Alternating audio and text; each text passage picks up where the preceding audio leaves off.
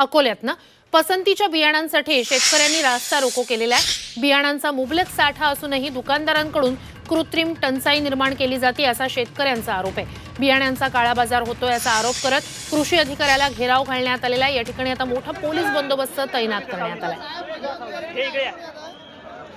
तर बियाणांचा काळा बाजार होतोय असा आरोप करत कृषी अधिकाऱ्याला घेराव घातलेला आहे शेतकऱ्यांनी आणि रास्ता रोकोही केलेला आहे। अकोल्यातली ही दृश्य आपण पाहतोय। अधिकची माहिती या सगळ्या संदर्भात आपले प्रतिनिधी जयेश जगड यांच्याकडून घेऊया। जयेश, आत्ताचे अपडेट्स काय, आत्ताची परिस्थिती काय आहे? नक्कीच खरीप हंगामाला सुरुवात झालेली आहे। शेतकऱ्यांची शेतीसाठी शेत तयार करण्यासाठी लगबग पूर्ण झालेली आहे आणि आता त्यांना प्रतीक्षा आहे चांगलं बियाणं मिळावं आणि पेरणी करावी। पसंतीच्या बियाण्यासाठी अकोल्यात मोठी टंचाई निर्माण झालेली आहे। विशिष्ट कंपनीच्या बियाण्यासाठी शेतकऱ्यांची मोठी मागणी आहे आणि ही मागणी जी आहे ते अमृत नोनी गॅस्ट्रिन, अपचन, ऍसिडिटी, गॅस्ट्रबल ह्यापैकी तुम्हाला कुठलाही गॅस्ट्रिक प्रॉब्लेम झाला, उपाय एकच, अमृत नोनी गॅस्ट्रिन।